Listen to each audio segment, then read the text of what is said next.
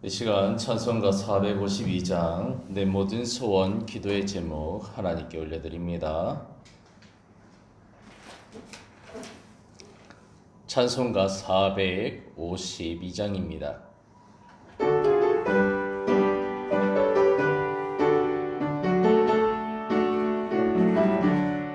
내 모든 소원 기도의 제목 예수님 남기 원함이라.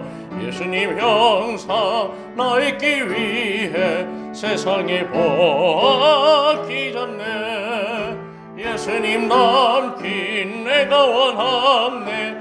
날 구원하신 예수님은 내 마음속에 지금 걷어사 주님의 형상 인치소서. 무한한 사랑 풍성한 긍휼 슬픈 자 위로하시는 주. 길 잃은 죄인 부르는 예수 그 형상 남게 하소서. 예수님 남긴 내가 원하네. 날 구원하신 예수님은 내 마음속에 지금 걷어사 주님의 형상 인치소서. 겸손한 예수 거룩한 주님 원수의 멸시 참으시사 우리를 위해 고난을 받은 그 주를 닮게 하옵소서. 예수님 남기 내가 원하네. 날 구원하신 예수님은 내 마음속에 지금 걷어사 주님의 형상 인치소서. 아멘. 기도드립니다. 하나님 아버지, 오늘도 오로지 주 예수 그리스도를 닮기 위하여 주님 앞에 선 주님의 권속들을 기억하여 주시옵소서. 오늘도 주의 말씀이 들려질 때에 아버지 주의 말씀이 우리의 삶을 바꾸고 주의 말씀이 예수 그리스도의 삶으로 우리를 인도할 수 있도록 주님 붙잡아 주시옵소서. 하나님 아버지, 지금 세계는 전염병으로 아버지 흉흉한 가운데 있습니다. 이런 어려울 때에 우리가 무엇을 해야 할까요? 오로지 주님께 의탁하며 기도하는 수밖에 없음을 고백합니다. 주님, 전 세계를 붙잡아 주시고 특히 이 나라 이 민족을 붙잡아 주시고 특별히 우리 행복한 교회와 성도들의 가정, 사업장, 직장들을 붙잡아 주시옵소서. 우리가 함께 모여 예배할 그날을 꿈꾸며 지금도 기도하고 있사오니 속히 코로나19 전염병이 진압되게 하시고 모두가 주 예수 그리스도의 이름으로 행복한 교회에 모여 함께 예배할 수 있는 그날을 맞이할 수 있도록 도와주시고 그때에 하나님이 코로나19를 진압하여 주셨다 고백하며 감사하며 찬송할 수 있도록 영광 돌릴 수 있도록 아버지 붙잡아 주시옵소서. 오늘 이 새벽에도 이 모든 것을 주님께 의탁하며 주 예수 그리스도 이름으로 간절히 기도를 드립니다. 아멘. 네, 오늘 본문은 마가복음 9장 30절에서 50절이 되겠습니다. 마가복음 9장 30절에서 50절까지 보겠습니다. 제가 가진 성경은 69페이지가 되겠습니다. 신약성경 69페이지. 제가 한 절, 손호님께서 한 절 교독하시겠습니다. 제가 30절을 씁니다. 그곳을 떠나 갈릴리 가운데로 지날새 예수께서 아무에게도 알리고자 아니하시니 이는 제자들을 가르치시며 또 인자가 사람들의 손에 넘겨져 죽임을 당하고 죽은 뒤 3일 만에 살아나리라는 것을 말씀하셨기 때문이다. 그러나 제자들은 이 말씀을 깨닫지 못하고 묻기도 두려워하더라. 가버나움에 저녁으로 집에 계실 때 제자들에게 물으시되 너희가 길에서 서로 돌아온 것이 무엇이냐 하시되 그들이 잠잠하니 이는 길에서 서로 누가 크냐 하고 쟁론하였음이라. 예수께서 앉으사 열두 제자들을 불러서 이르시되 누구든지 전체가 되고자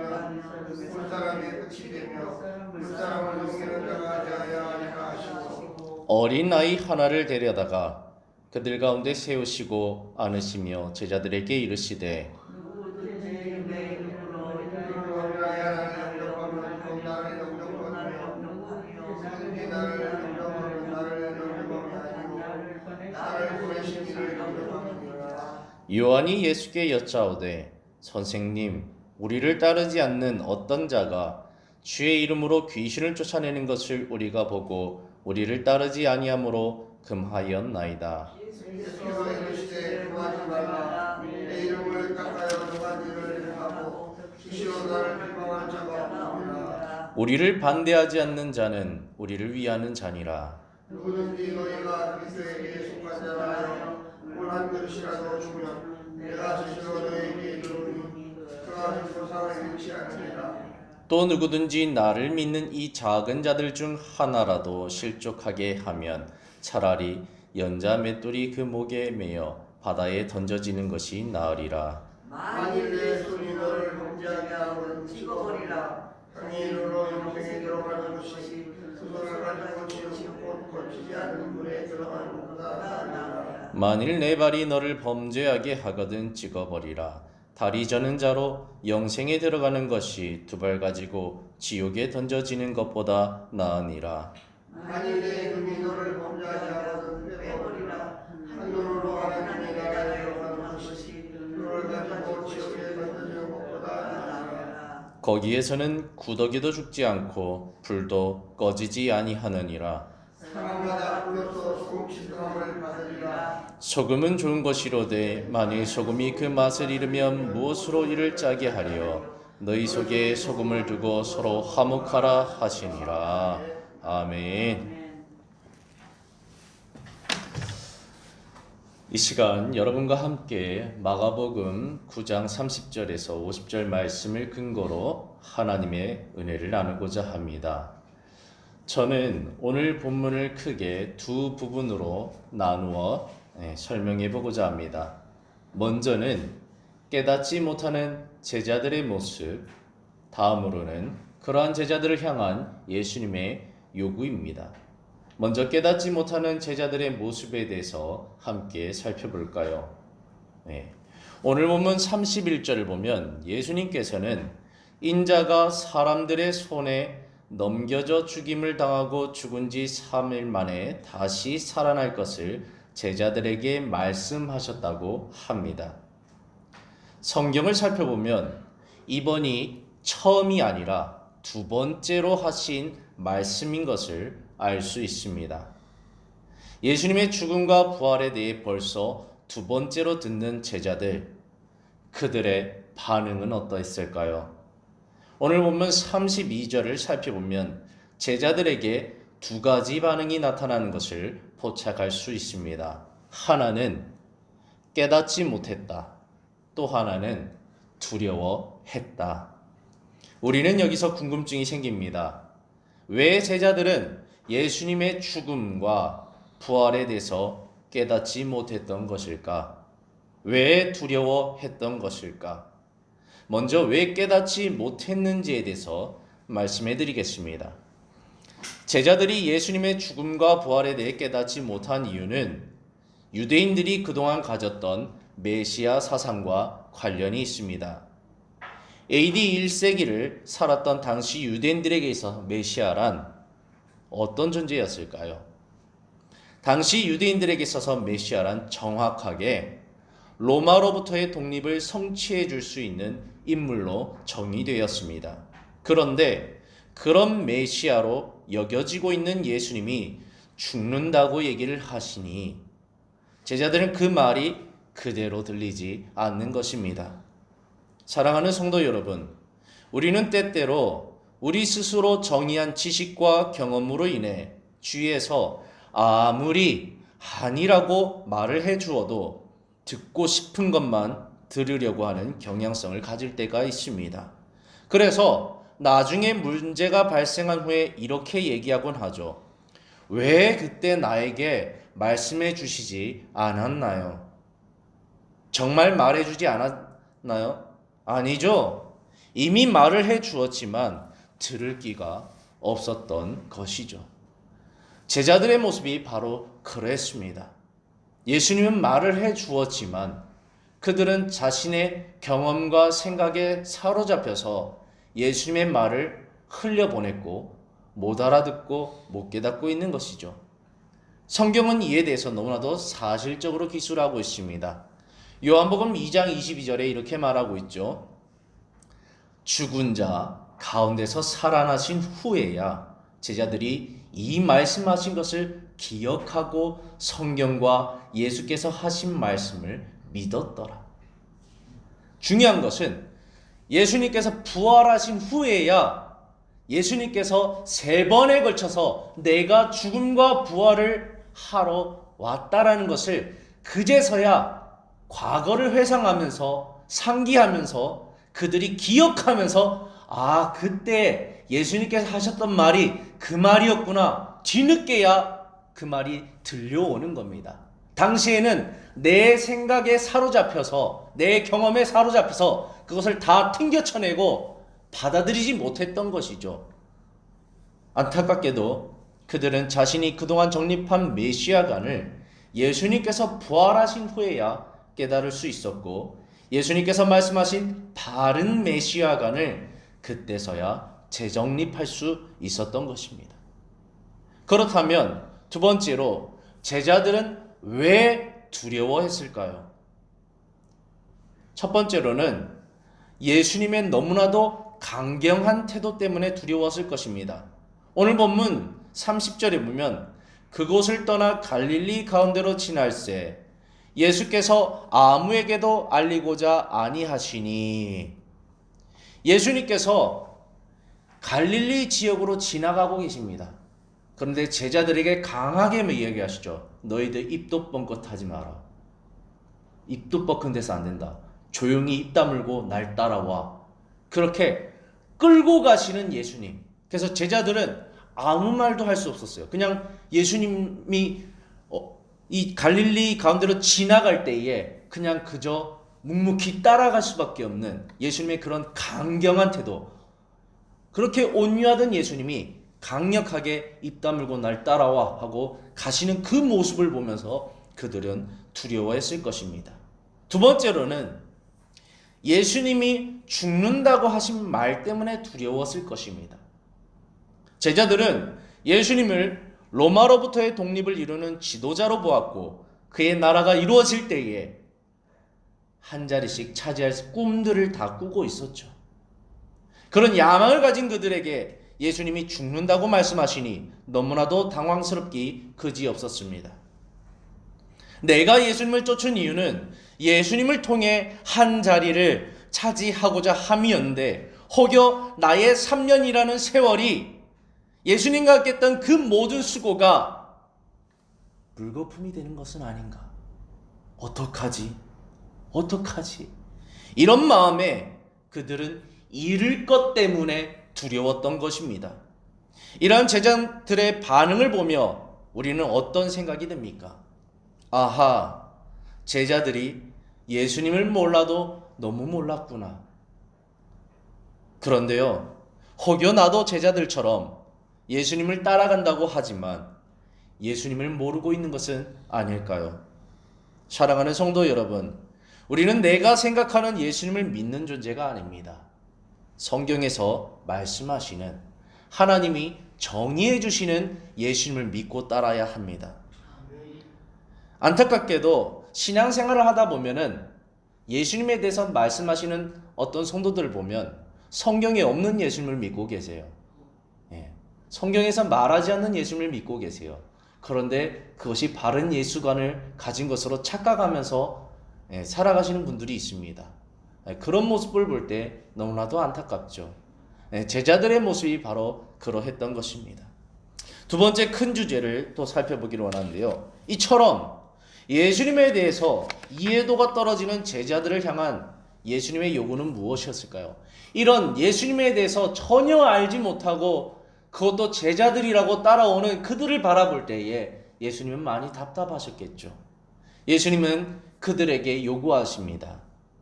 오늘 이 제자도의 이 핵심에 대해서 또 마가복음 9장 50절이 정의하고 있는데요.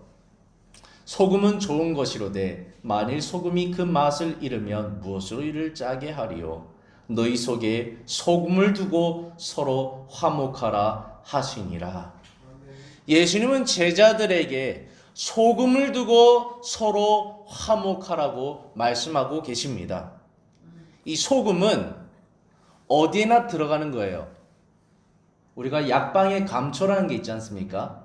감초는 어느 한약재나 다 들어갑니다. 그렇듯 소금도 모든 요리에 다 들어가죠. 이런 것처럼 소금은 무엇을 뜻하냐면 조화를 이루는 것을 뜻합니다. 하나님은 화평을 이루라 말하고 있죠. 그래서 서로 화목하라, 조화를 이루라. 근데 이 화목과 조화를 이루기 위해서는 무엇이 필요합니까? 바로 사랑이 필요하죠. 그래서 예수님께서는 제자들에게 화목하고 조화로울 수 있는 삶을 말씀하고 계십니다. 그래서 세 가지를 제시하시죠. 어떻게 하면 너희가 조화롭고 화목한 삶을 실천할 수 있는가? 그 첫 번째로는 섬겨라. 두 번째로는 환대하라. 세 번째로는 죄와 멀리하라. 이것이 너희가 살아가야 할 삶의 양식이고 나를 따른다고 하는 제자의 삶의 모습이다. 곧 그것이 바로 내가 살아간 방식이다. 너희가 잘못 알고 있는 그 메시아의 모습이 아니라 진짜 메시아는 섬기는 종, 환대의 종, 죄와 멀리하는 종의 모습으로서 이 땅에 존재한다라고 말씀하고 계시는 것이죠. 먼저 섬기는 삶에 대해서 살펴보면 마가복음 9장 33절부터 35절의 내용입니다. 가버나움에 이르러 집에 계실새 제자들이 물어 이르되 너희가 길에서 서로 토론한 것이 무엇이냐 하시되, 예수님 이미 제자들이 잘못된 메시안을 가지고 서로 길거리에서 논쟁이 붙어서 서로 싸우고 있는 것을 아셨습니다. 34절에 그들이 잠잠하니 마음에 찔리는 거겠죠. 이는 길에서 서로 누가 크냐 하고 쟁론하였습니다. 왜 쟁론했을까요? 예수님께서 로마로부터 독립하는 그날 누가 1등 장관이 될 것인가 그건 듣고 싸운 겁니다. 내가 최고다. 내가 예수님 다음이다. 내가 가장 큰 권력을 가질 거다. 이거 가지고 12명이 티격태격했던 것입니다. 그래서 35절에 예수께서 앉으사 12제자를 불러 이르시되 누구든지 첫째가 되고자 하면 무사람의 끝이 되고 무사람을 섬기는 자가 되어야 하리라 라고 말씀하신 거죠. 참 예수님의 요구는 이상한 요구입니다. 무사람의 끝이 되고 무사람을 섬기는 자가 되어야 하는 것, 이것은 제자들의 방향과 다른 것이죠. 왜 싸웠죠? 첫째가 되고자 싸웠는데 갑자기 예수님은 무사람의 끝이 되라고 말씀하시니 나는 권력을 가지고자 예수님을 쫓았는데, 부와 명예를 가지고자 예수님을 쫓았는데 예수님은 정반대로 그 자리에서 내려와 낮은 자, 끝이 되어야 된다라는 것. 정말 내 마음과 다른 요구를 하고 계시는 모습을 보게 됩니다. 그런데 더 나아가서 예수님은 더 황당한 요구를 하십니다. 뭐죠? 끝이 되는 것을 넘어서서 그 끝의 자리에서 다른 사람을 섬기라고 말하고 있습니다. 예수님 다음 자리, 그들이 꿈꿨던 자리는 뭡니까? 예수님의 다음에 권력자가 돼서 사람들을 군림하고 지배하고 그들을 장악하고 그들에게 영향력을 행사하고 그들을 휘두를 수 있는 존재, 힘을 가진 막강한 존재가 되고자 했죠. 그런데 예수님은 오히려 너희가 종이 되어야 된다. 그들의 종이 되어야 된다. 나는 사람들을 부려먹고 싶었는데 그들의 종이 되라고 하니 내가 그동안 예수님을 잘못 따른 것이 아닌가 아주 황당스럽게 생각했을 것입니다. 예수님은 이런 고민하는 그들에게 더욱 구체적으로 말씀하십니다. 36절 37절에 보면 어린아이 하나를 데려다가 그들을 가운데 세우시며 안으시며 제자들에게 이르시되 누구든지 내 이름으로 이런 어린아이 하나를 영접하면 곧 나를 영접하며 누구든지 나를 영접하면 나를 영접함이니 나를 보내신 이를 영접함이니라. 당시 유대 사회는요 철저하게 어른 남성 중심의 사회입니다. 그래서요 여자와 아이는 사람으로 세지 않습니다. 우리가 앞서 보았듯이 오병이어의 기적, 그 다음에 4,000명을 먹인 그 7병이어의 기적에 여자와 아이가 어디 있습니까?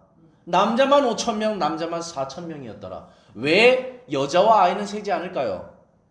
그 이유는 그들은 노동력의 대상이 아니기 때문입니다.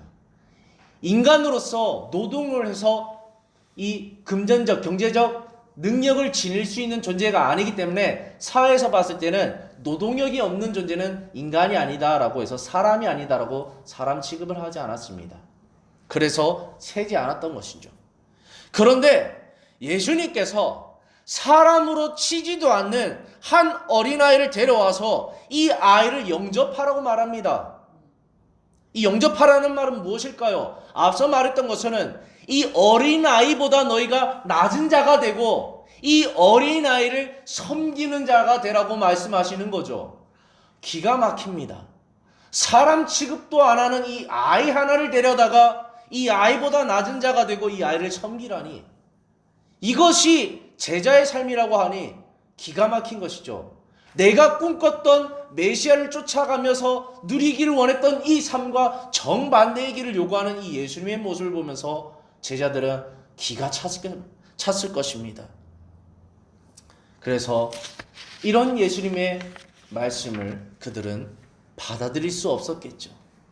사랑하는 성도 여러분, 세상은 권력자, 부자, 지혜자, 특히 대한민국 경쟁사회에서 1등, 그들이 크다고 말하고 있습니다.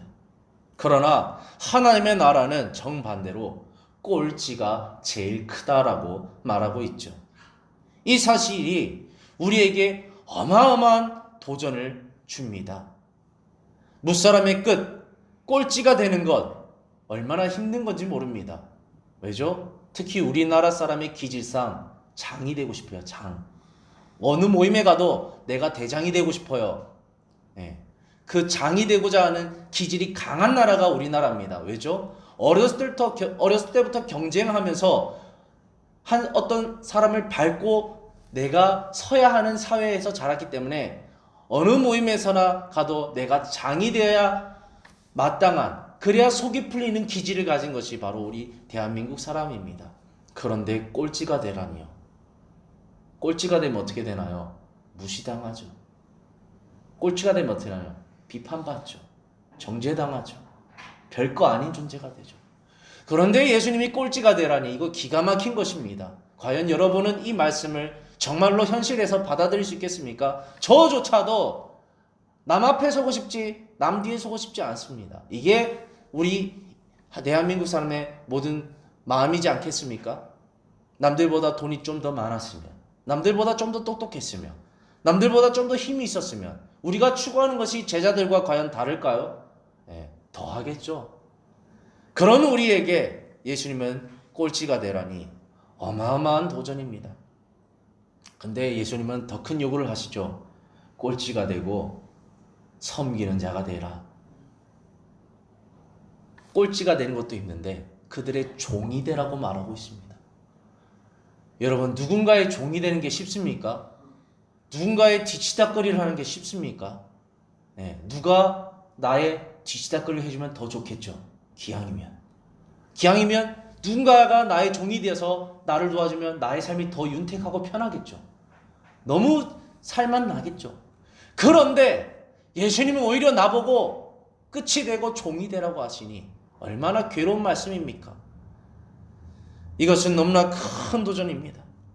우리가 살아가는 자본주의 경쟁사회의 원리와 맞지 않습니다. 역시나 당시 유대 사회와도 맞지 않았던 사실이 우리에게 어마어마한 도전인 것입니다. 여러분은 과연 이런 예수님의 제자도의 요구에 반응하실 수 있겠습니까? 우리는 자칭 예수님의 걸어가신 길을 따라가는 자라고 말합니다. 저조차도요. 근데 예수님께서 걸어가신 길이 어떤 길이었나요? 마가복음 10장 45절에 이 마가복음의 핵심 구절입니다. 인자가 온 것은 섬김을 받으려 함이 아니라 도리어 섬기려 하고 자기 목숨을 많은 사람의 대속물로 주려 함이니라. 제자들아, 너희가 생각하는 메시아 틀렸다. 너희가 생각하는 메시아는 왕이 되는 것이겠지. 그러나 나는 모든 사람의 종이 되고 모든 사람의 종이 되는 것을 넘어서서 나의 목숨을 그들 위해 주려고 왔다. 그들을 일깨우는데 당시의 제자들은 이것을 깨닫지 못했습니다. 왜죠? 아직도 마음에 욕심이 차서 나는 타인을 군림하고 싶고 그 다음에 이렇게 타인에게 대속물로 줄 그 마음, 예수님께서 걸어가신 그 길도 이해하지 못했고 그럴 생각도 없었기 때문입니다. 그래서 어떻게 했죠? 예수님께서 자신의 목숨을 모든 사람을 위하여 대속물로 줄 때에 그들은 목숨을 챙기고자 다 예수님을 떠났다는 것입니다. 한 사람도 제자다운 제자, 정말로 메시아께서 걸어가신 그 제자의 길을 아무도 걸어갈 수 없었다라는 것이죠. 물론 후에 그들이 성령 받고 일깨움 받고 그 길을 걸어갈 수 있었지만 말입니다. 예수님께서 요구하시는 삶 두 번째는 환대의 삶입니다. 본문 38절부터 41절에 보면 요한이 예수께 여짜오되 선생님 우리를 따르지 않는 어떤 자가 주의 이름으로 귀신을 내쫓는 것을 우리가 보고 우리를 따르지 아니하므로 금하였나이다. 여기서 핵심은 그들에게도 예수 그리스도의 이름이 있었어요. 예수님이 분명 나의 이름을 사용해서 병도 고치고 질병도 치유할 수 있다 가르쳐 주셨죠. 그들도 예수님을 지금 12제자와 같이 수행하지 못하지만 예수님의 말씀을 듣고 그 믿음을 사용하여 예수의 이름을 사용하여 귀신도 내어쫓고 병도 고치는 일들이 있었던 것이죠. 그런데 제자들의 입장에서는 그들은 아까도 말하지만 길거리에서 누가 크냐 싸웠던 존재들입니다. 그런 측면에서 예수의 이름을 통해서 기적이 나타난 그들을 볼 때 경쟁자인 겁니다. 그래서 배척하는 거죠. 너희 그거 하지 마. 어디서 감히? 우리가 수제자야. 우리만 해야 돼. 너희는 하지 마. 왜죠? 그들이 하면 권력이 분배되기 때문입니다. 그래서 오로지 예수님을 통한 그 권력은 우리가 차지해야 되지 너에게 나눠줄 것이 없어. 그래서 금했던 것입니다. 근데 39절에 예수께서 이르시되 금하지 말라. 내 이름을 택하여 능한 일을 행하고 즉시 나를 비방할 자가 없느니라. 다 예수님을 따르는 사람인데 너희가 어찌하여 그들을 금하느냐 배척하느냐 라고 말하고 있는 거죠. 41절에 누구든지 너희가 그리스도에게 속한 자라 하여 물 한 그릇이라도 주면 내가 진실로 너에게 이르노니 그가 결코 상을 잃지 않으니라. 여기에서 핵심은요, 금하지 말라로 표현하고 있죠. 이것은 배척으로 표현됩니다. 이것은 예수님께서 환대하신 삶과 정반대의 길이죠. 제자들의 모습은 어떤 모습입니까? 사실 제자들의 모습은 바리새인과 서기관의 모습과 전혀 다르지 않는 모습이었습니다. 왜죠? 누구는 되고 누구는 안 된다의 원리는 바리새인들과 서기관들의 원리예요. 그래서 바리새인들과 서기관들과 장로들과 대제사장들은 어떻게 했나요? 세리들 너희들 안 돼. 창녀야 너희들 안 돼. 죄인들아 너희들은 안 돼. 병든 자들아 너희는 안 돼. 우리만 돼. 너희는 안 돼. 하나님의 은혜 안에 안 돼. 배척했죠. 그런 모습을 제자들이 똑같이 하는 모습을 보면서 바리새인과 서기관들은 어떤 존재들입니까? 하나님의 이름을 권력 삼아서 그 권력을 쥐고 분배하지 않았죠. 독차지했죠. 그 독점하는 그 모습 속에서 배척했죠. 죄인들아 너희는 안 된다. 병자들아 너희는 안 된다. 세리들아 너희는 안 된다. 창녀들아 너희는 안 된다. 하나님의 것은 오로지 우리들의 것이다. 너희는 금하다. 금했다. 이런 모습을 제자들이 똑같이 행하는 모습을 볼 때 얼마나 예수님이 기가 찼을까요? 그래서 내가 진실로 너에게 이르노니 이 그리스도께 속한 자에게 물 한 그릇 주는 것, 이것이 바로 결코 상을 잃지 않는 삶, 내가 걸어가는 그 삶, 환대의 삶이다. 너희는 금하는 자, 배척하는 자가 되지 말고 제발 환대의 사람이 돼서 내가 세리의 친구, 죄인들의 친구, 병자들의 친구, 이런 친구들이 되었던 것처럼 너희도 그들의 친구가 되어 주어야 한다라고 일깨우고 있는 것입니다. 그러므로 우리도 하나님의 나라를 추구하는 사람으로서 이 사람은 되고 저 사람은 안 된다라는 논리에서 벗어나야 됩니다. 우리는요, 저도 마찬가지지만 은근히 난 저 사람은 별로야. 가까이 하고 싶지 않아.